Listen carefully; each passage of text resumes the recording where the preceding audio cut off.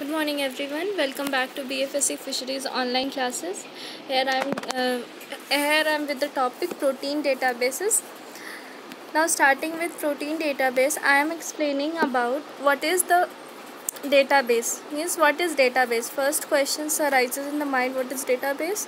तो database का मतलब है कि जिसमें स्टोर डेटा, जो भी प्राइमरी डेटा हो, सेकेंडरी डेटा हो, अमीनो एसिड का सीक्वेंस या फिर डीएनए का सीक्वेंस कंप्यूटर स्टोर करता है, क्योंकि बहुत सारे डेटा होते हैं, जैसे कि फ़िश के क्रोमोसोम नंबर हो, उसके स्पीसीज़ के क्रोमोसोम नंबर हो, तो उसको याद नहीं रखा जा सकता, इसलिए वो डेटाबेस के फॉर्म में स्टोर किया जा सकता है हमेशा के लिए, ताकि कोई भी साइट हो, मतलब साइट उसमें होता है जिसमें आप अगर हम कभी भी चाहें तो वो उस डेटाबेस को आसानी से मतलब कंसीडर कर सकते हैं क्रोमोसोम नंबर या फिर उस स्पीसीज़ के बारे में जानने के लिए।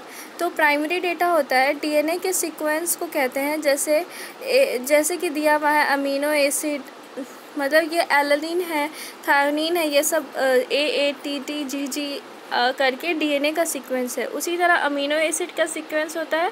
तो जब प्राइमरी डेटा होता है वो प्राइमरी डेटाबेस में स्टोर किया जाता है। फिर सेकेंडरी डेटा होता है जिसको हम लोग कहते हैं मोटिव्स, यानी रेगुलर एक्सप्रेशन ब्लॉक्स, प्रोफाइल या फिंगरप्रिंट, ये सारे सेकेंडरी डेटा है।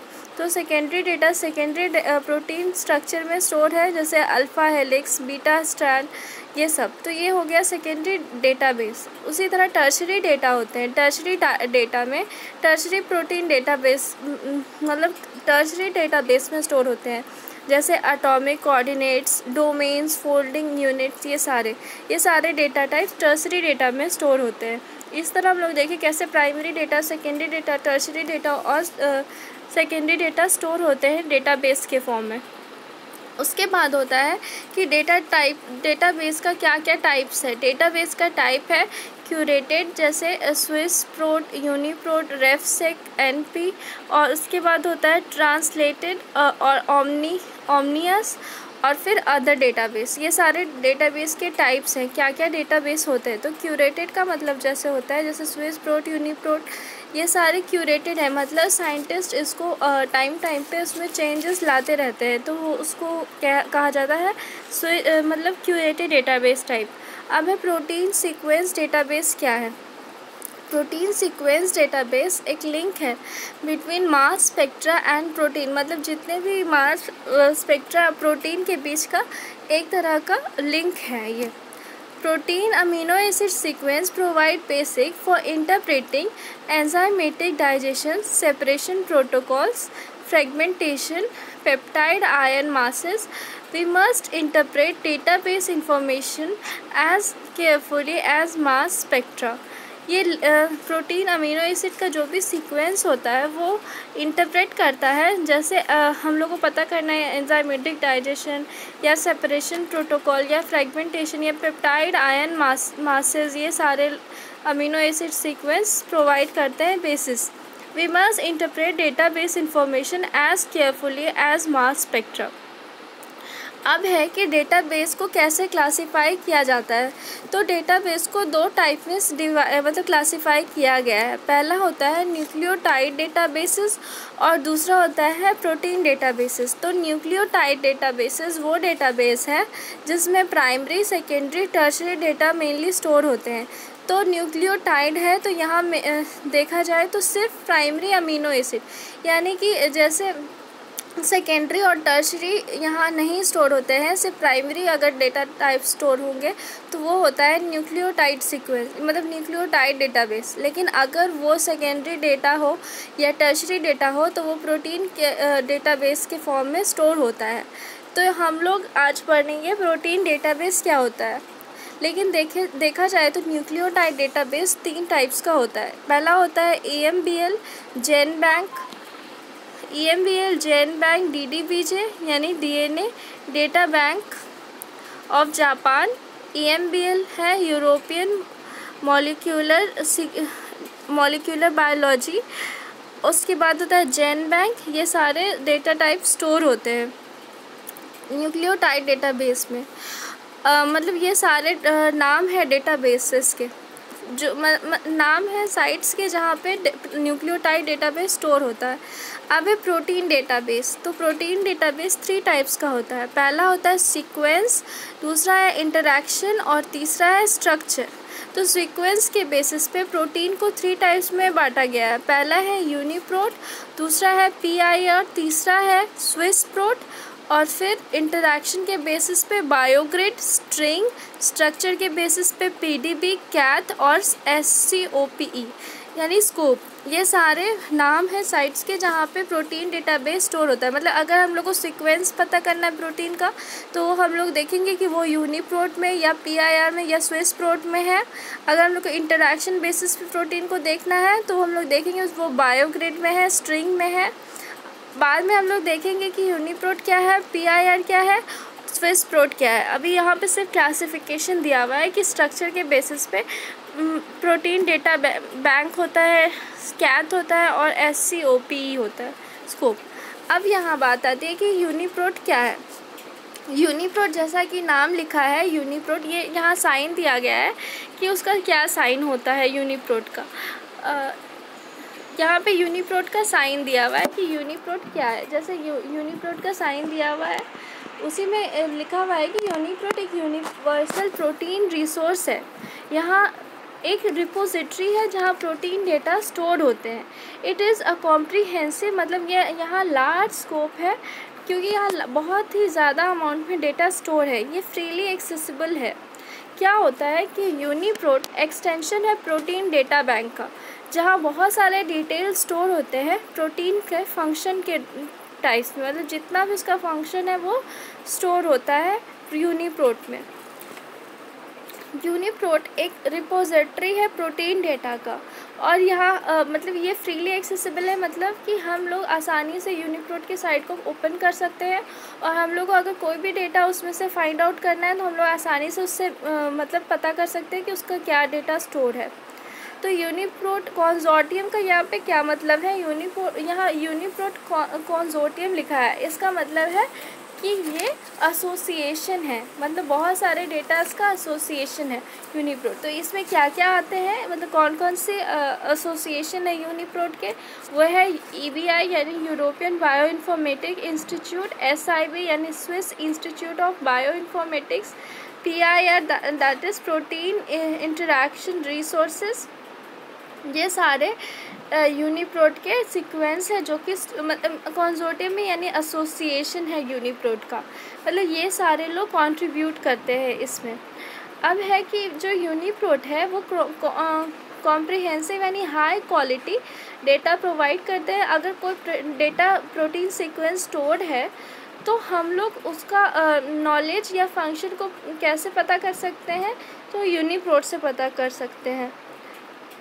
This sequence are used to find out protein sequence and functional information of protein and also the evolutionary information. Now next we are about to that is what is UniProt databases. पहले भी हम लोग बोल चुके हैं UniProt data बहुत सारे store करते हैं डेटा को।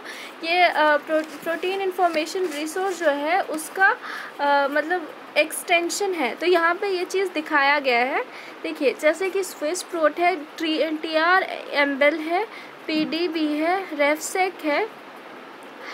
अदर डेटा जो भी होते हैं वो मर्ज करके उसको मर्ज किया जाता है और यूनिप्राक में जो आर्चीव है उसमें वो स्टोर होता है। ठीक है, मतलब सारी जगह से डेटा कलेक्ट किया जाए तो वो यूनिप्राक में मिलेगा, मतलब सब कुछ उसमें मिलेगा।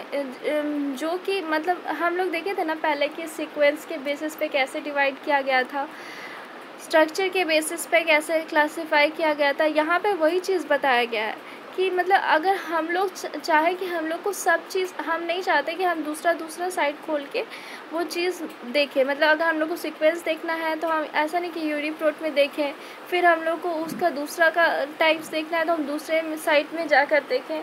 तो ऐसे में क्या होता है कि हम लोग एक यूनिप्राक एक ऐसा साइट है जिसमें स्विस प्रोट का, स्ट्रेम्बल का, PDB का सारा का एक्सटेंशन है, मतलब यहाँ पे डेटा स्टोर होते हैं। अब है यूनिप्रोट, ये क्या होता है, नॉलेज बेस होता है। यूनिप्राक जो है वो कॉम्प्रिहेंसिव सीक्वेंस है, जहाँ आज यहाँ सीक्वेंस हिस्ट्री, जितने भी हिस्ट्री हैं किसी भी क्रोमोसोम नंबर का या किसी भी स्पीसीज़ का, तो वो यहाँ कलेक्टेड होता है। उसके बाद होता है यूनिरेफ, ये नॉन रिडक्टेंट रेफरेंस डेटाबेस है फॉर द सीक्वेंस सर्च। मतलब ये यहाँ पे मतलब डेटा स्टोर्ड है जो कि क्लस्टर करके बना होता है बहुत सारा आइडेंटिटी को। अब है यूनिप्रोट केबी क्या है। यूनिप्रोट केबी जैसे केबी का यहाँ नॉलेज बेस पे है। नॉलेज बेस यानी यहाँ फुल क्लासिफिकेशन होता है या फंक्शनल एनोटेशन होता है। तो ये बताया जा रहा है कि यूनिप्रोट केबी क्या होता है। ठीक है, अब आगे हम लोग देखेंगे कि आगे क्या है। ये एक ऐसा साइट है यूनिप्रोट का, यहाँ पे सब कुछ लिखा हुआ है कि यूनिप्रोट क्या होता है। मतलब अगर हम लोग यूनिप्रोट सर्च करेंगे NCBI के साइट पे, तो यूनिप्रोट के लिए स्विस प्रोट दिया है, ट्रेम्बल दिया है। जो स्विस प्रोट होता है वो मैनुअली एनोटेटेड होता है। मैनुअली एनोटेटेड का मतलब है कि वो करेक्टेड होता है टाइम टू टाइम। मतलब बहुत सारे मतलब मान लें कि साइंटिस्ट लोग जो है वो रिसर्च बेसिस पे बहुत सारा करेक्शन किए होते हैं स्विस प्रोट पे। और फिर ट्रेम्बल ये ऑटोमेटिकली होता है, मतलब यहाँ कोई करेक्शन नहीं होता है। फिर यूनिरेफ है जहाँ सीक्वेंस डेटाबेस स्टोर्ड होता है। यूनिप्राक है यहाँ पे, मतलब अगर हम लोग सर्च बॉक्स में जाकर सर्च करें कोई भी सीक्वेंस जो हमको पता करना है, तो वो हम लोग को आसानी से यहाँ मिल सकता है। अगर आपको पता करना है कि ब्लास्ट क्या है, ब्लास्ट क्या है जो ऊपर में लिखा हुआ है, उससे हम अगले स्लाइड में पढ़ेंगे। अब यहाँ पे है रेफरेंस आईडी, नहीं रिट्राइड आईडी। ये क्या होता है कि अगर मान लीजिए हम लोग को किसी का सीक्वेंस पता करना है, तो हम लोग एक कोड उसके लिए होता है। वो अगर हम लोग मतलब हर का एक रेफरेंस नंबर होता है, जिससे कि उसके बारे में सब कुछ आसानी से सर्च किया जा सकता है। अगर वही रेफरेंस आईडी हम लोग दूसरे साइट यानी स्विस प्रोट पे अगर देखें, तो हम लोग को वही चीज़ पूरे डिटेल में हम लोग को पता चल जाता है। फिर हम लोग उसको आसानी से डाउनलोड कर सकते हैं। नेक्स्ट स्लाइड में यूनिप्रोट को कैसे यूज़ किया जाता है वो भी हम बताएंगे। आगे है PIR क्या होता है। PIR जैसे पहले हम बताएं प्रोटीन इंफॉर्मेशन रिसोर्स है। इसको हम लोग NRBF भी कहते हैं, मतलब NRBF ही डेवलप किया था। It is mainly develop by Margaret O Dayhoff जो है साइंटिस्ट हैं, जो कि इसको मेनली मतलब यूज़ किए थे, सबसे पहले डेवलप किए थे। पर इसको स्टैब्लिश किया गया था NRBF के मतलब NRBF है यानी नेशनल बायोमेडिकल रिसर्च फाउंडेशन। इसने इसको स्टैब्लिश किया है 1984 में।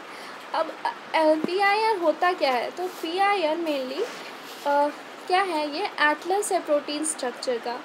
ठीक है, अब ये क्या होता है, कलेक्शन होता है इसमें प्रोटीन इन्फॉर्मेशन का, इसलिए हम लोग इसको कहते हैं एटलस ऑफ प्रोटीन सीक्वेंस। इसको डेवलप किया गया था मार्गरेट डेहॉफ का। इसका मिशन है कि जितने भी डाटा स्टोर्ड है, मतलब ये डिस्ट्रीब्यूट डेटा और इंटरनेट, मतलब ये सारे डेटा को डिस्ट्रीब्यूट करके रखता है। अब मतलब ये डेटा स्टोर करके रखता है। They are freely available research tools, जैसे कि हम लोग देखे थे यूनिप्रोट फ्रीली अवेलेबल है, उसी तरह PIR भी फ्रीली अवेलेबल है।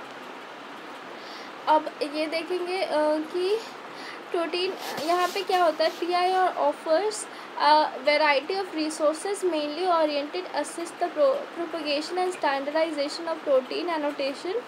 अब ये प्रोटीन रिलेटेड ऑन्टोलॉजी ये सब क्या है, ओके तो देखेंगे। iPro क्लास होता है जिसमें इंटीग्रेटेड प्रोटीन नॉलेज बेस, इसको हम लोग कहते हैं। iPro लिंक है, यहाँ लिटरेचर इंफॉर्मेशन या नॉलेज बेस होता है। ITPM नेट है जहाँ integrated protein post translation modification resource है। फिर है iPro express integrated protein expression analysis system. अब इसके बाद है कि टाइप्स क्या क्या होता है PIR का। तो PIR को 4 टाइप्स में डिवाइड किया गया है। पहला होता है PIR जिसको हम लोग पहला PIR है जिसको हम लोग क्लासीफाई करते हैं, क्लासीफाइड एंड एनोटेशन। एंट्रीज इसमें स्टोर होता है। फिर होता है PIR2, यानी इसमें प्रीलिमिनरी एंट्रीज स्टोर होते हैं। और फिर PIR3 है, इसमें अनवेरीफाइड एंट्री स्टोर होते हैं। PIR4 कॉन्सेप्चुअल, इसमें डेटा स्टोर होते हैं। अब आगे देखेंगे कि PIR का साइट आखिर ओपन कैसे होता है। यहाँ आप लोग आसानी से देख सकते हैं, यहाँ प्रोटीन इंफॉर्मेशन रिसोर्स का साइट है। मतलब अगर आपको ये साइट को यूज़ करना जानना है तो आप प्लीज़ नेक्स्ट वीडियो ज़रूर देखें। PIR प्रोटीन इंफॉर्मेशन रिसोर्स है, जहाँ बहुत सारे डेटा स्टोर्ड होते हैं। इंटीग्रेटेड प्रोटीन इंफॉर्मेशन रिसोर्स होते हैं, जीनोमिक प्रोटियोमिक सिस्टम्स, ये सब स्टोर्ड होते हैं। अब है कि अगर जैसे इसमें क्या क्या होता है, यहाँ आप लोग देख सकते हैं टेक्स्ट सर्च है, मतलब जहाँ पे सर्च किया जाता है डेटाबेसेस को। फिर मतलब यहाँ पे प्रोटीन का ही सारा इंफॉर्मेशन स्टोर होता है। ये PRO है, यानी प्रोटीन ऑन्टोलॉजी है। IPTM नेट है, जहाँ इंटीग्रेटेड प्रोटीन PTM स्टोर्ड होते हैं रिसोर्सेज। फिर ये iPro लिंक है, पहले भी हम आपको बताया हुआ है कि iPro लिंक क्या है। मतलब ये सारे एक एनोटेशन है। PIR के अदर रिसोर्स भी है, जैसे reference proteomics, iPro class, iPro express, RESID, ये सब डाटा बेसिस के टाइप है। हम लोग देख रहे हैं यहाँ पे अदर सोर्स है, मतलब अदर साइट है ढूंढने के लिए। मतलब अगर iPro क्लास में हम लोग जा सकते हैं, iPro एक्सप्रेस या रेसीड में जा सकते हैं। पेप्टाइड को डेटा मतलब पेप्टाइड का सर्च करना है तो उसके लिए अलग ऑप्शन है। यहाँ पे टेक्स्ट को लिखा गया है। देखिए जैसे पेप्टाइड सर्च है, उसके नीचे में लिखा है डाटाबेस, यानी UniProt KB database, iPro class, ये सारे डेटा स्टोर होते हैं। अब है प्रो यानी प्रोटीन ऑन्टोलॉजी, IPTM नेट, ये सारे इंटीग्रेटेड PTM रिसोर्सेज हैं। iPro लिंक है, जहाँ लिटरेचर इंफॉर्मेशन या नॉलेज बेसिस स्टोर होते हैं। ये सब मतलब यूनिप्रोट में ही ये सब आता है, क्योंकि हम लोग एक स्लाइड में देखे थे कि कैसे PIR जो है वो मतलब PDB जो है वो मतलब सारे का कॉन्सिक्वेंस है। मतलब यूनिप्रोट ये सारे चीज़ को स्टोर करके रखता है। तो ये भी एक यूनिप्रोट का टाइप सी माना जाता है। मतलब अब यूनिप्रोट और ये जो PIR है वो दोनों एक कोलैबोरेट करते हैं, तो यूनिप्रोट KB यानी नॉलेज बेस डेटा स्टोर होता है। ये सारे मैनुअली एनोटेटेड यानी मैनुअली चेक किए जाते हैं। अब इनका मिशन यही है कि प्रोटीन के स्ट्रक्चर को इंटरनेट पे एकदम डिस्ट्रीब्यूट करना। जैसे अगर मान लीजिए कभी भी कोई साइंटिस्ट किसी चीज़ पे रिसर्च कर रहे हो तो हम लोग को आसानी से ये पता चल जाता है कि हम लोग को उसका क्रोमोसोम नंबर अगर पता करना है तो हम लोग आसानी से पता कर सकते हैं उसके सीक्वेंस टाइप को देखकर। तो ये यही है, मतलब यही बताना चाह रहा है कि आखिर मतलब हम लोग डेटास को कैसे फाइंड आउट करेंगे। तो ये सारे साइट है इंटरनेट पे अवेलेबल होता है, यूनिप्रोट और PIR। आगे हम लोग देखेंगे कि स्विसप्रोट क्या है, ये सारे। और फिर हम लोग देखेंगे NCBI आखिर होता क्या है, क्या क्या रूल्स एंड रेगुलेशन है NCBI के, वो सारे को डिस्कस करेंगे। अगर आप लोग को सच में मेरा ये स्लाइड अच्छा लगा तो please like and subscribe and try to share it more and more. Thank you so much for listening. Thank you so much.